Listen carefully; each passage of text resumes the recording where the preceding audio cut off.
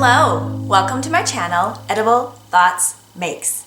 My name is Stephanie, and this channel is where I share with you my works in progress, finished projects, things I'm cooking up, books I'm reading, funny things my kids may say. My hope is that as you watch this episode and the previous episodes that you find some inspiration along the way. This is episode 114. We are at the very end of September year 2023, and I am coming to you from a glorious overcast day in the 60s in Minnesota, where I live with my husband and our 2 young children. I have quite a bit to share with you today. It has been about 2 weeks since we sat down and chatted. If you are new here, a big warm welcome to you. And if you are returning, it's nice to see you again. I don't keep a schedule. So I should say I generally don't keep a schedule. Timing wise, it generally happens to work out about every other week that I am here. Although sometimes there may be a weekly period of videos that show up here, and sometimes if things are very busy, it might be 3 weeks or once a month. So anyway, that's just to say that there's no set upload date or schedule as far as when videos are uploaded here. So I hope that you find some inspiration in today's video. I have a bit of sewing and knitting to share today, and some books that I've been reading. 1 that I finished, 2 that I'm currently reading, and I have enjoyed all of them so far. The way I usually organize my videos here, if you are new, is that in the beginning there's usually a vlog, which is a collage of videos from the last time that I recorded. And then I go into an intro, welcome section, and then a finished project section, and then works in progress, and then eats and reads, which is stuff maybe that I've cooked up, things I'm reading. And then sometimes if there is time for it, and if my thoughts are pulled together in a tangible manner, there is a food for thought section. Sometimes there's a question for you if you choose to participate in the conversation. And yeah, I do have something in that section today, and I did write it down. Last time I did not write it down, and so I completely forgot what it was that I wanted to talk about by the time I got to that part. So this time I did write it down, so we will see what it is when we get there. I do include closed captionings in all of my videos. You click on that CC button, and if I talk too slow or too fast for your preferences, YouTube allows you to adjust the speed. I use project pages on Ravelry for all of my projects, so if that site is accessible to you, you can access details on my projects there. I do try to relay the information that is on those project pages here in the video, as well as additional information, just as another form of learning and another way to, I don't know, see a project. Another way to immerse yourself into those details and understand where I'm coming from through my process of it and the end result. I include links to the designers, makers, things like that I talk about. You will click on the show more or like the little chevron arrow thing underneath the video, and that should expand the window to show you notes on things that I've talked about in the episode. And I do encourage you to check it out if you have any questions about anything, just in case your question can be answered with a click. And I do try to include all the information that you might need there. And of course, I will forget things sometimes. So if you don't see what you're looking for, feel free to ask in the comments below, and I will do my best to try to answer your question. So an update just on life stuff. Weather has been nice. It's been really rainy recently, which I feel like is a perfect way to welcome in autumn. It washes away like the summer dust, and it cools the temperatures down, and it just feels like it's time to get cozy, and I love that. I probably haven't been doing as much gardening work as I should be. The flowers are still absolutely beautiful. Our dahlias are still blooming. Our zinnias are still blooming. I don't think I have gotten any recent footage of that to put here in the video. I try to when I can, but I should probably get to cleaning that up soon since October is just around the corner. But yeah, I'll get to it when I get to it. The weather has been really nice. I mean, the rain, and then we've had like 60s and low 70s, although I think we're getting like one more warm spell coming up with maybe low to mid 80s coming up. And I can't say I'm terribly excited about that warmer weather, but maybe it's the last like bit of warm weather before we finally simmer down into fall and winter. So we shall see. We shall see where the weather takes us. But I am definitely in the autumn mood and ready for all the coziness, and you will probably see a bit of that here in this episode today. So let's get started with finished projects.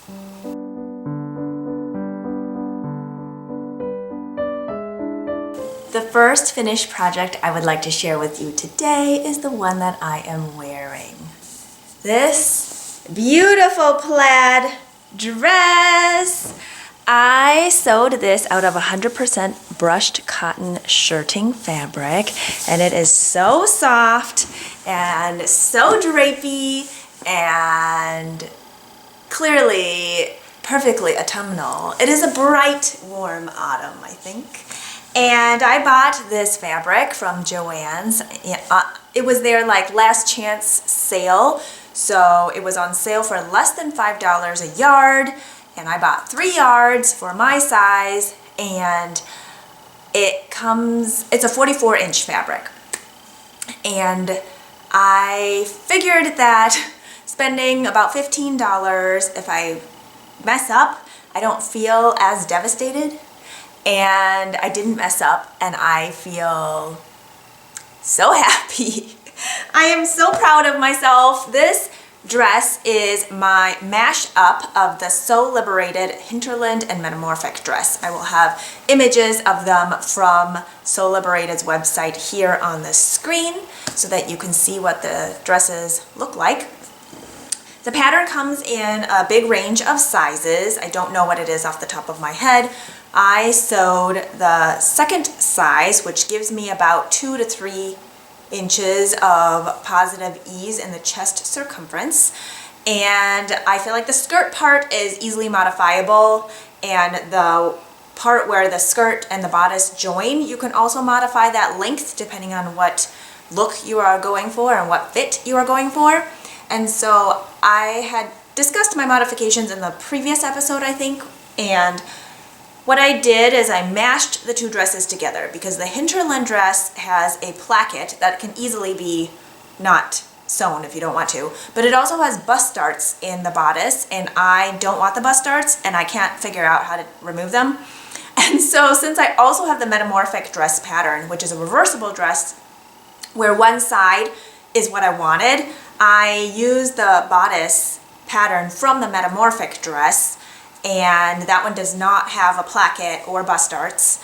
And then I used the skirt length kind of from the hinterland dress pattern. So the difference is I wanted a fuller skirt with more gathering, so I used the 44-inch fabric width for both the front and the back, so a total of 88 inches. And then the pockets, I have the inseam pockets here, which I'm just going to show you right now because I'm standing up here. Look at that pattern matching in the fabric. I am so proud of myself. It lines up just right, so it is super invisible. Where's the other one? The other one is right here. Hopefully it's showing up in camera. But it lines up just right. And that's probably, well, not the only part that lined up just right. This left shoulder lined up really well.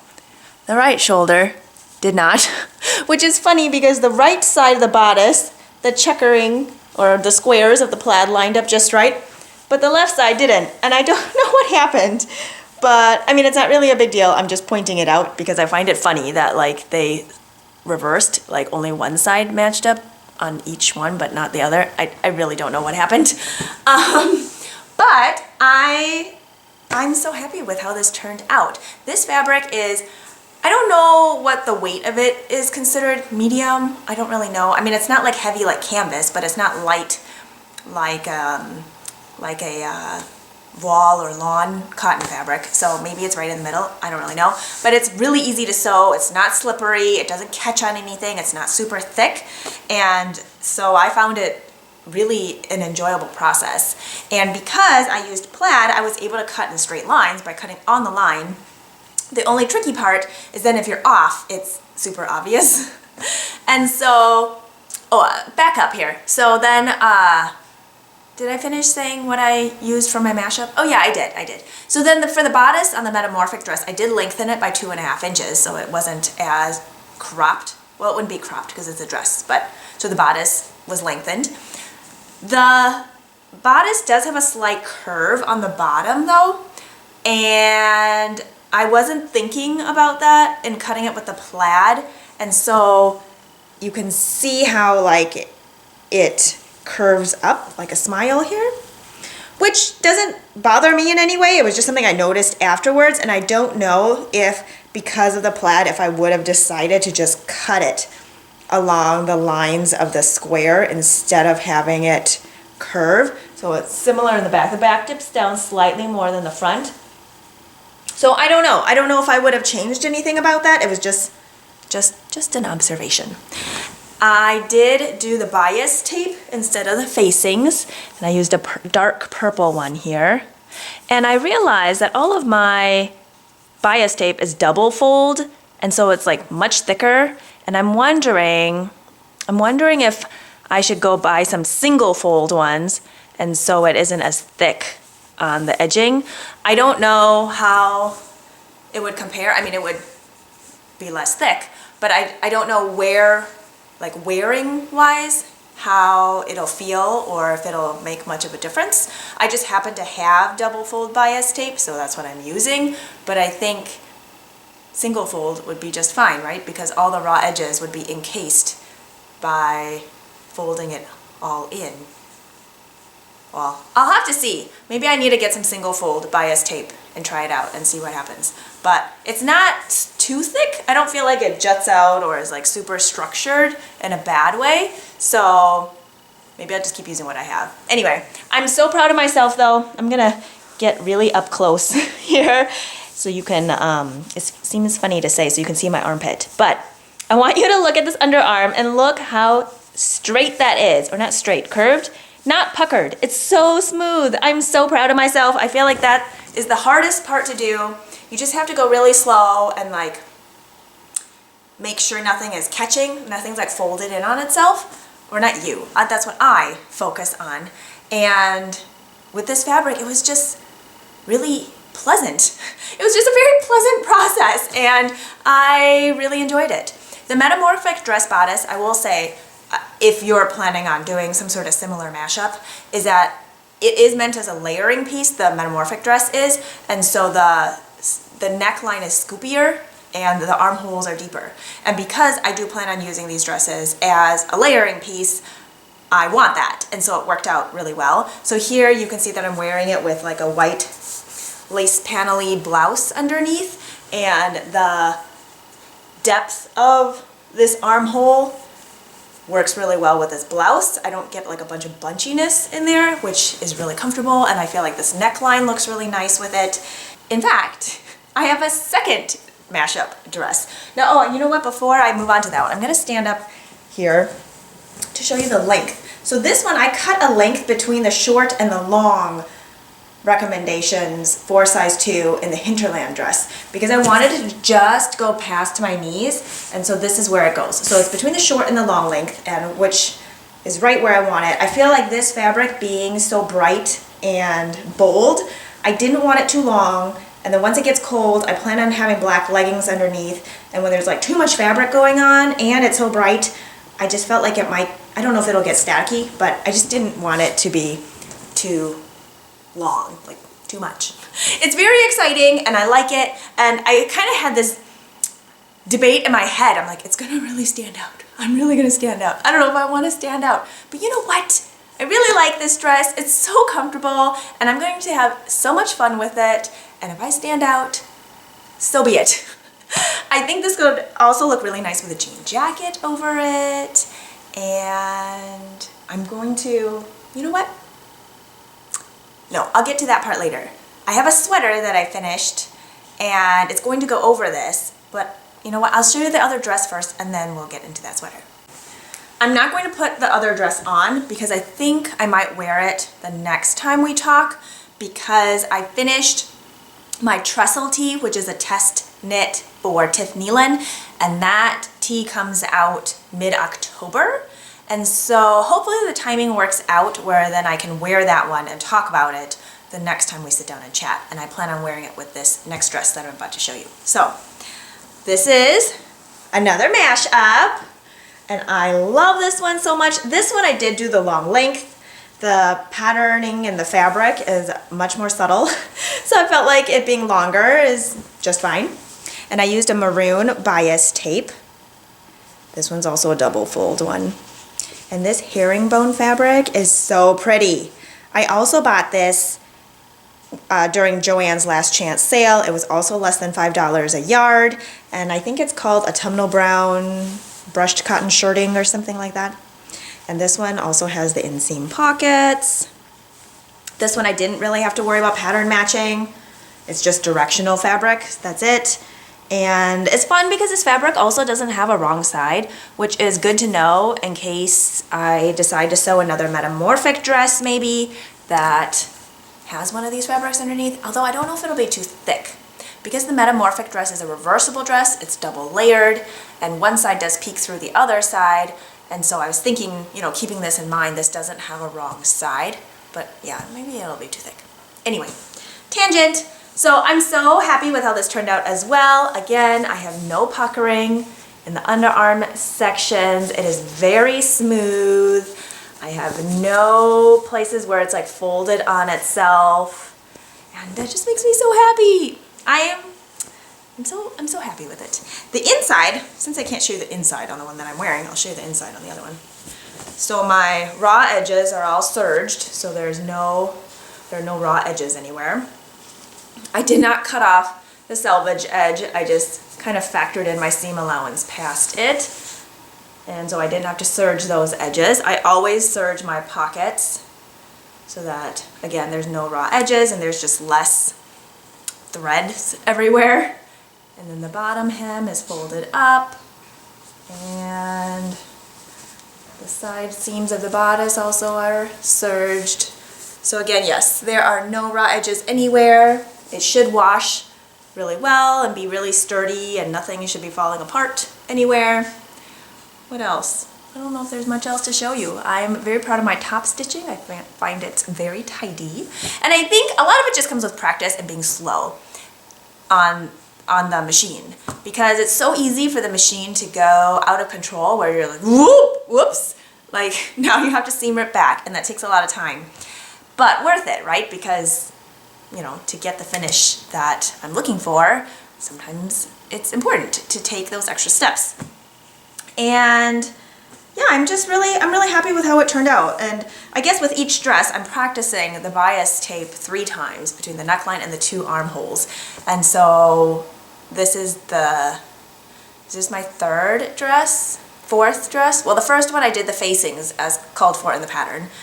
And then the next 3, I did the bias tape. So that means I've practiced it 9 times, not including the facings the first time. And so I've gotten a lot of practice, and I feel really good with where I'm at with that. So yeah, so happy with this, so pleased. And so this dress I will wear with the trestle tee next time. And the trestle tee I intend to use as like a slipover, so, well, I'll talk about it next time we get there. One more close up at this herringbone. Oh, this fabric is so nice. Hopefully you can tell how like drapey and smushy and soft this fabric is. So nice. See, I told you I am all ready for all the autumn coziness. Like this is what I'm going for. And I don't think I mentioned, or maybe I did, but in case I didn't. So because the armholes are also deeper, oh no, I did mention it. I'm wearing it, the long sleeves underneath. But I'm also thinking, like, you know, the thin long sleeves that I often will wear under sweaters, I can also wear that and then wear the dress and then put on like a slip over when it's chilly. And then that means I won't have all the bunchiness putting on winter coats, because I won't have the bulk in the arms, but the arms will still be covered, but my core will be warm, which is essential. Next finished project is a knit one. And here it is. This is my Building Blocks Drop Slipover edition. And last time I shared it with you, I was on the ribbing. So this is like a 1/3 of a sweater, no sleeves, and super cropped. And it's a smaller size. This one actually, I think, is the first size in the pattern. The pattern's meant to be more oversized and boxy anyway, but I wanted something that was a little more fitted. It still has positive ease, but I knit the first size. And it's worsted weight, and at 17 stitches for 4 inches. So there's your perspective.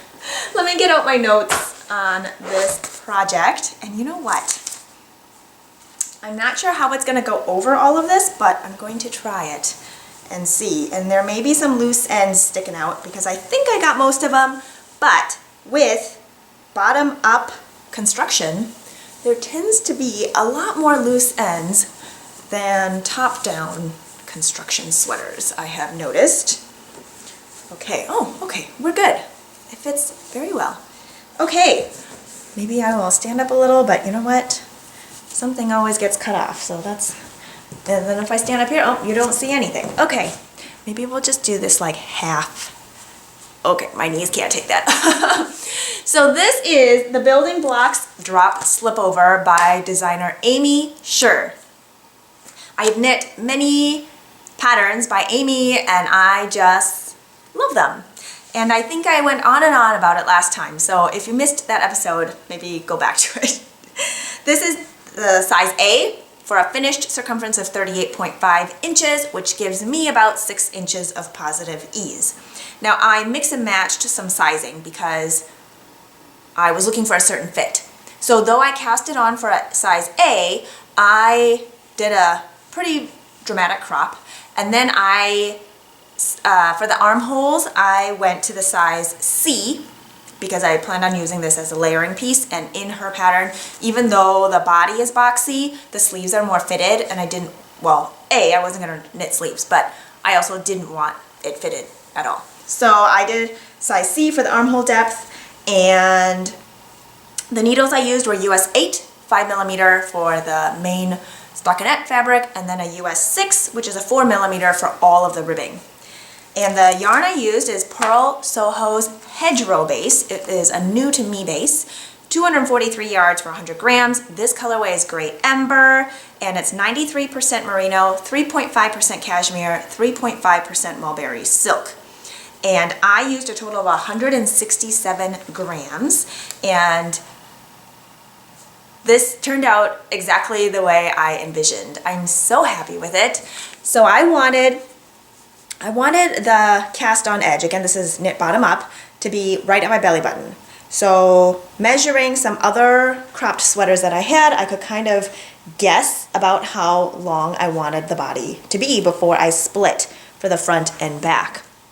And for me, I think, let's see, 9 inches? 9 inches from the cast on edge is when I stopped and split for front and back.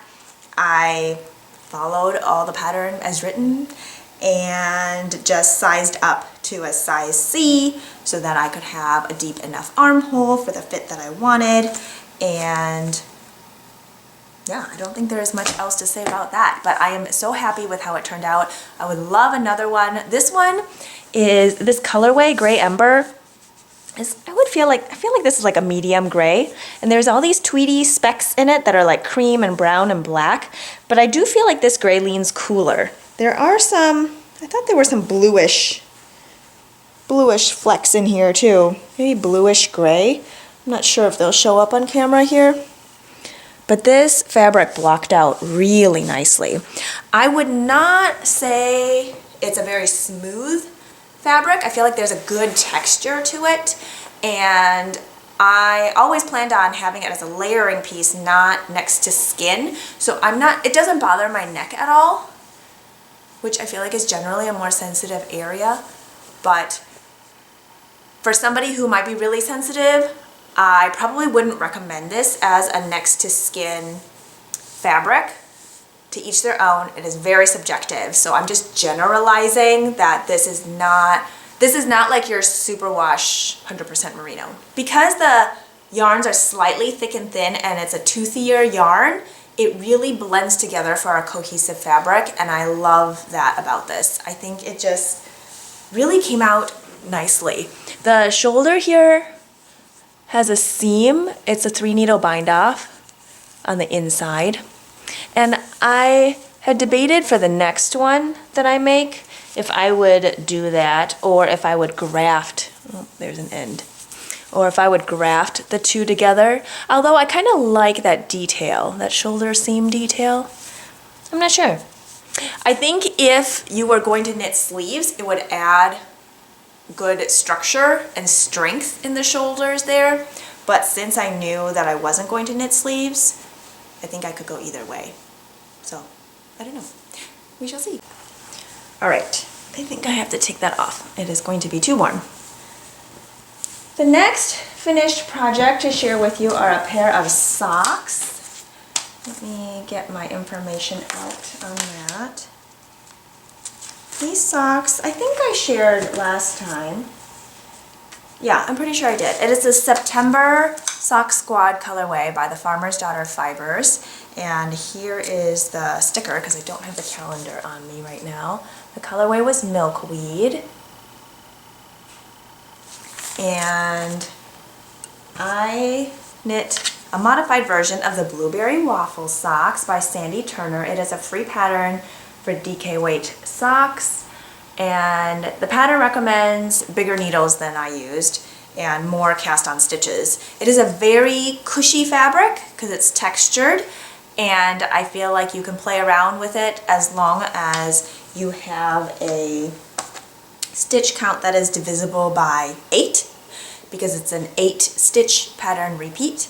And so what I did is I cast on 48 stitches, and I used a US 4, which is a 3.5 millimeter. Usually I would knit DK weight socks on a US 3 because I like a denser fabric, but these I feel like are a good cozy house sock. I'm not sure if they would work for boots because they are a little looser, but they are going to a recipient who has slightly bigger feet than I do, so maybe they will still go okay with boots without slipping and sliding around. And I used 106 grams. So I used actually all but 1 gram of the yarn. This is the Highwood sock base, which is 80% superwash merino, 20% nylon. It comes in 400 yards for 100 grams. It is a beautiful soft lavender with speckles of like, I don't know if it's dark purple or black, but speckles of, we'll just say purple and hot pink. Let's see if I can get closer up. And then this waffly pattern is really easy to do, and it is a knit 2, purl 2, knit 2, purl 2 for 2 rounds, and then all knit, yeah, and then knitting in the round for 2 rounds, I think. I substituted in a shadow wrap heel. It's a short row heel that I like to put into any sock because I have it memorized and it fits well and it's easy to put anywhere. So that's what I did, and yeah, I am really happy with how these turned out. I know exactly who these are going to, and so then they will go into that gift bin and be tied with a little gift tag so I don't forget who they're going to. And on the back of the gift tag I usually put the care instructions so they know how to take care of their socks.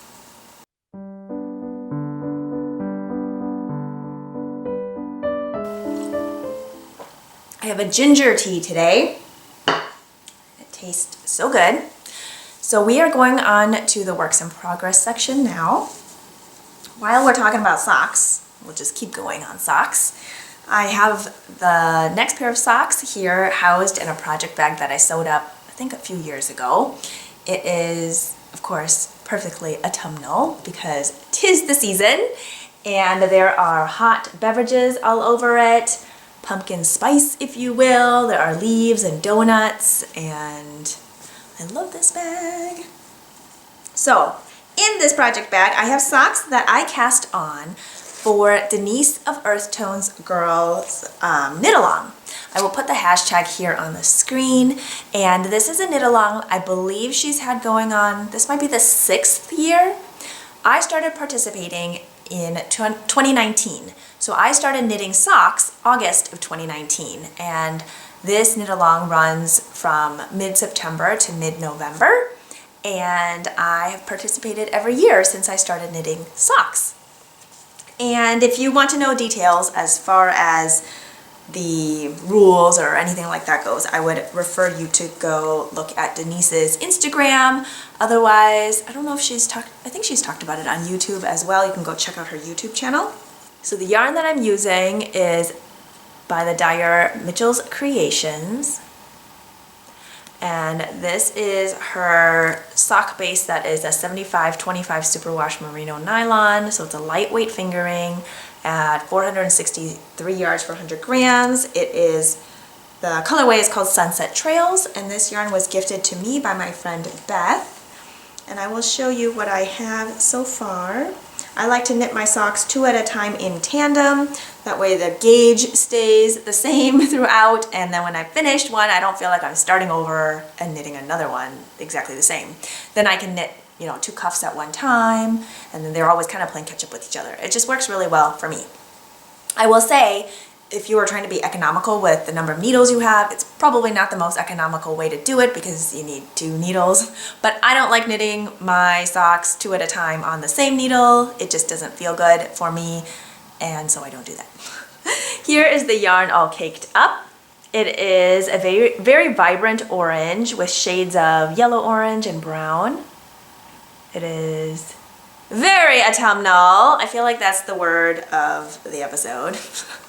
Autumnal. And I have just started these socks. They are being knit cuff down, which is my preferred method.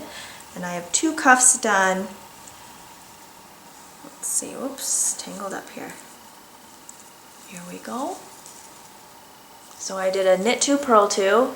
I'm knitting them with the yarn held double. So I'm pulling from the center and the outside of the cake on each one. And I am modifying the Vanilla Latte socks, which is a free pattern. I don't think I have anything written down about it. Well, it's a free pattern on fingering weight, and I have cast on 48 stitches using a US 3 or 3.25 millimeter needle, and I did an Old Norwegian cast on, which is my preferred cast on. It's a very stretchy, tidy cast on. And I did a 2x2 rib for 15 rounds. And then the patterning of the Vanilla Latte socks is knit 6, purl 2, alternating that with a knit round. And so that is what I'm doing. And so there will be this like broken rib channel throughout. And then before I do the heel, I'm just going to center the purl channels by moving my beginning of round over 3 stitches. And then that way the purl channels will be centered on the front and the back of the leg before I start the heel. And I really like how this yarn is knitting up. It is more variegated with all of the colors in it, so I feel like by holding it double, it really blends in the color differences really nicely. I feel like if I was knitting it held single on US 1 or 2.25 millimeter needles, it could also look really cool, maybe even some micro striping happening, but we shall never know because I'm holding it double. One more thing on these, I have these cute little stitch markers on them that I made also probably a couple years ago with really, really old polymer clay. And here's a pumpkin on one with a vine on it. And then this one is a mushroom with a little door on it. If you've been watching for some time, you'll know that my polymer clay is is from the early 1990s. And it doesn't dry out because it's polymer, or it's a polymer. It doesn't dry out because it's polymer clay, which has to be cured and baked, but mine probably isn't the sturdiest, maybe. I don't really know. I don't really know if it expires, but since I'm making it for myself, it doesn't really matter, and they're so cute. So anyway, that's where I'm at. I do have a couple of other works in progress other than what I'm going to talk about today, but in the interest of time, I am just going to show you one other one. Oh, you know what? I never showed you this project bag that I sewed. Well, I'm just going to show you it real quick because clearly it's in the wrong section, but whatever. This is a project bag I sewed up with some very autumnal fabric that I found at Joann's. There's a truck on it and the license plate says fall. There are leaves all over. There's hot beverages with cinnamon sticks. There's pie. There's apples. There's thermoses and mugs. I just had to have it. And then the drawstring is this dusty blue, and on the inside I have it lined.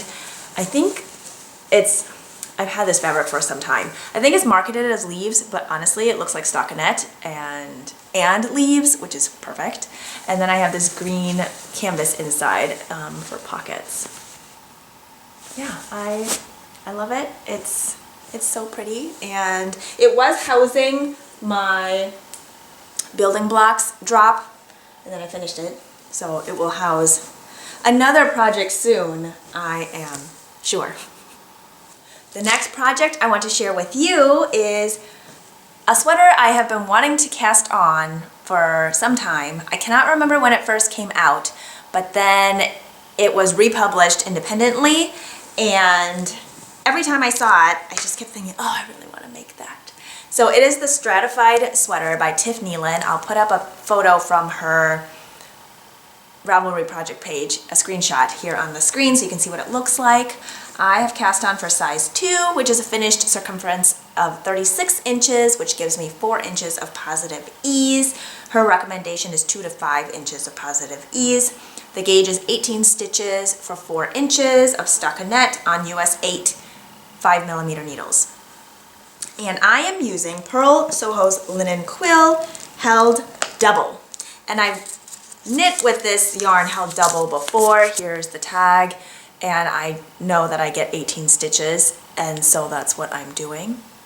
It's a fingering weight yarn that comes in 439 yards for 100 grams, and it's 50% fine Highland wool, 35% alpaca, and 15% linen. And which ball did I pull this out of?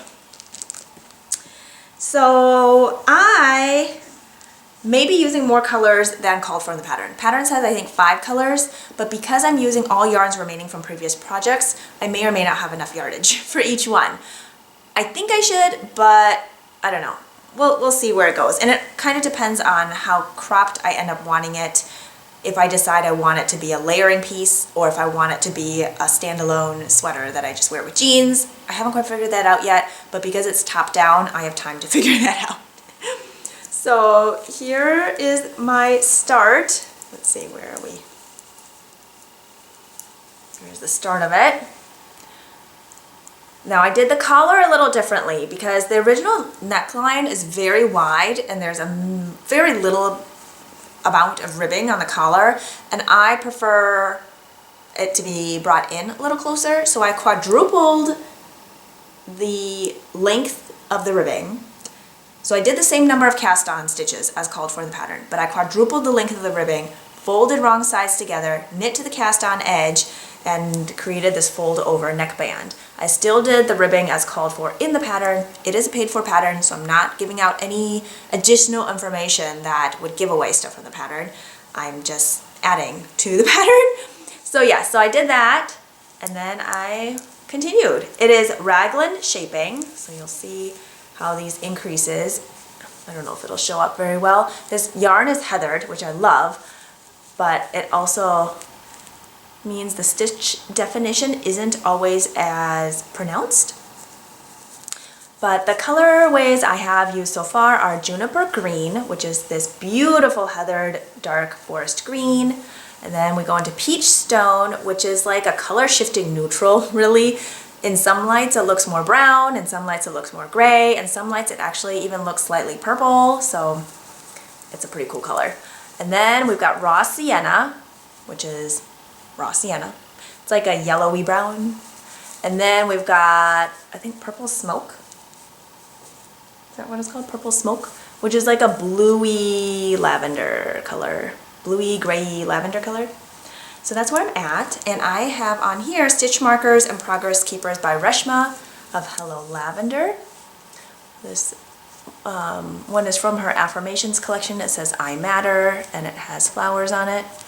The other one is a yellow flower. Hers are also polymer clay charms. I can be pretty sure that her polymer clay is not from the 1990s. But yes, I love her charms and Progress Keepers, and they're just really, really thoughtfully made and really beautiful. I'm going to try to show you the other yarns I have in this bag, and if I can't figure out how to show you without everything falling out, maybe I have a picture I can pop on the screen. But here we go. Here are the colors that I have assembled. It's like a very soft, earthy palette. And I'm really pleased with how they're looking together. Here, maybe. Whoop. Alright, well, I think that's as close as we're gonna get before everything tumbles out. But yeah, I don't have a deadline for this project. I'm just happy that I have finally been able to cast on, and I look forward to wearing it this fall and winter.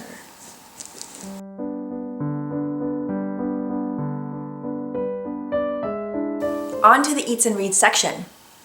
There's been a bit of baking with the weather cooling down.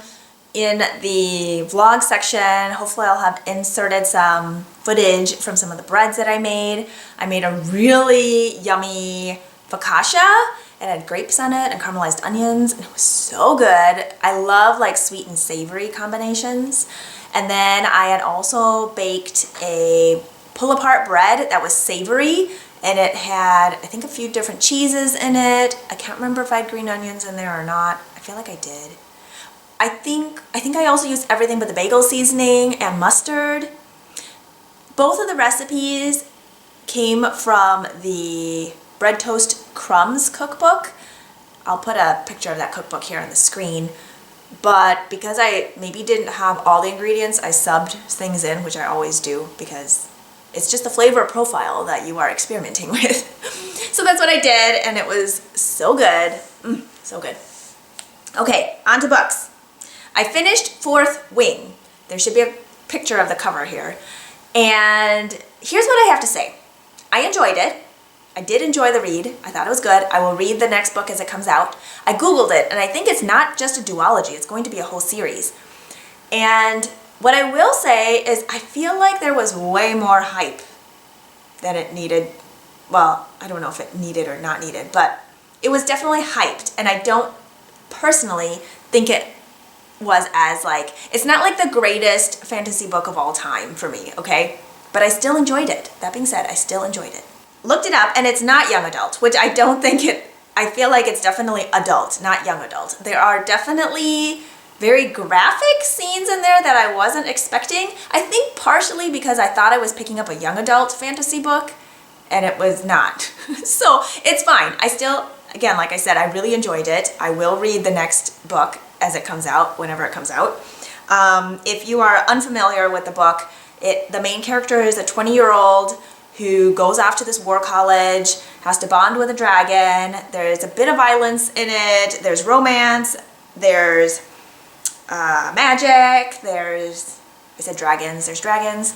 What I did want to say is that while I was reading the book, over one of the weekends, our family, we went to the Renaissance Festival, and I love the Renaissance Festival. I've not been in decades, probably since I was a little kid. And our kids are old enough now that I feel like they would enjoy it, and they can, walk on their own, and I'm not chasing after toddlers or anything, and they loved it too. We all loved it. But I passed by this one booth area, and I saw this dragon scale vest. I will put a picture of it here. I don't have the artist, the person who made it, because I didn't catch like a placard sign or anything, but I just stood there for several seconds thinking, what? Because I was reading Fourth Wing, and there's a dragon scale vest in the book, and the connection there, I was just like, oh my goodness, it was too good. So hopefully there'll be a picture here on the screen. But yes, I enjoyed it. It was really good. I did get more into the characters. Last time when we chatted, I had said, I think I was only 20% into the book, and I didn't feel as fully immersed and completely emotionally invested as I thought I might be by then. But by the end, I did feel more emotionally invested. Two other books I'm going to talk about right now are ones that I'm currently reading. One is The Firekeeper's Daughter, and I will have a picture of that here on the screen. That book was recommended to me by a lovely viewer here, and I love it. It's really good. That one was published in 2021. It is classified as young adult, fiction, thriller, mystery. It's based on, the time period is current times, and it is Angeline Boulley. It's her, she's a Chippewa author, and it's her debut novel. The main character, I believe she's 17 or 18, maybe 17. She is biracial, and she talks about never quite fitting in her hometown and not quite fitting in on the nearby Ojibwe reservation.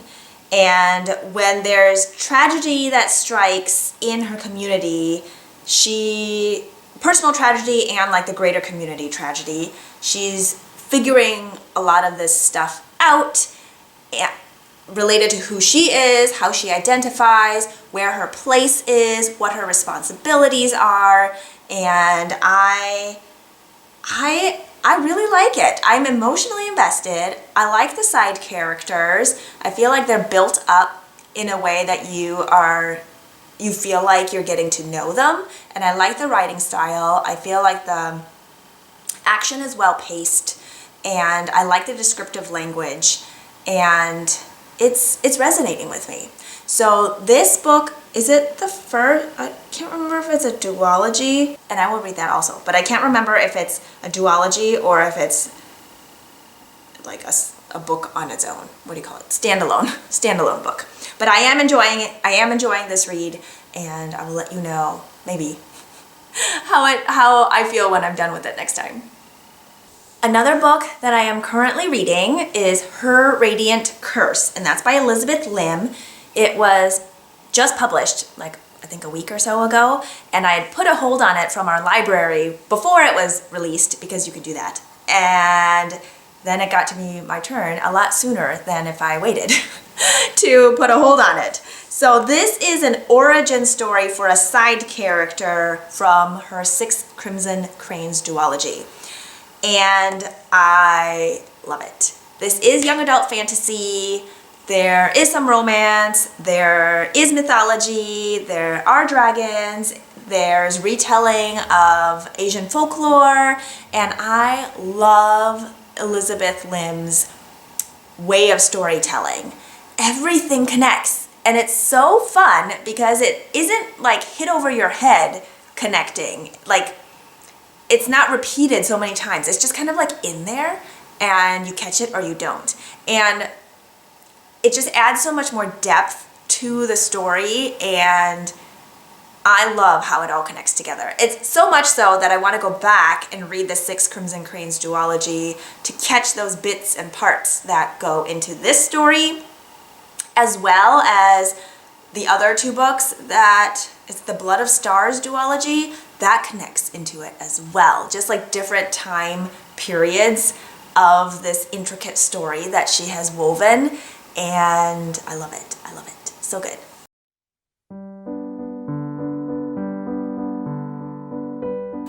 Okay, my friends, I feel like I've talked a lot and really quickly and a little bit scattered, but hopefully not too bad. We are in the food for thought section now, and what I wanted to talk about today, okay, first let me just like bring you back to where I was first thinking and then kind of where I ended up. I feel like there's been a lot of like mood boards out, which to me is like old school magazine collages, right? Or maybe somewhere in between magazine collages and mood boards would be like Pinterest, which I'm all for it. I love collages and I love mood boards. And then I got to thinking, okay, people talking about their styles or people talking about what they're feeling or what's resonating with them with these changing of seasons. And then I got to thinking about descriptive language. How do we use words to say what we mean what we say? So that's my trajectory of my thoughts there. And what I want to maybe challenge you is to elaborate on how you describe things. So I feel like some common words or phrases that are used in making in general, I wrote some of these words down. So we hear the phrase, I love it so much, yummy or delicious when talking about yarn, when talking about squishy yarn. Rustic is often used. I think it's sometimes used to depict things that are scratchier, but I don't think that's always the case. Like, personally, I think rustic can also mean other things, like yarn that might be thick and thin, or toothier yarn. And again, those are extra descriptors that help us understand what we mean when we say something, right? I want to challenge you to, if you want to, no pressure. When we are talking about our makes, specifically, we'll just talk about our makes as an example, how we describe them. When someone just tells me, oh, this yarn is so yummy and squishy, honestly, it doesn't really tell me very much. And there's nothing wrong with saying that. Say it if that's, what you think it feels like. Yeah, go ahead and say it. I'm not going to tell you you're wrong. I'm just saying, is there more? Is there more that we can use to describe something? To have it show through the screen that someone can feel it. So yes, these socks, these DK weight socks are very squishy. They're also textured because of the patterning. They're also speckled. They're also maybe more durable because there's nylon in with the superwash merino, but they're soft because they're superwash merino and the yarn is really smooth. And yeah, I don't know. It's just for fun. It's just for fun. Again, not saying anything bad, not like nitpicking at anybody's descriptive language. It's more so, I keep using the word challenge, but I don't mean it as like a scary way. But I can't think of another descriptive word to go with that. So here we are. I think when I am talking about my projects, I do try to make a conscious effort to use words that give you information versus just blah, blah, blah.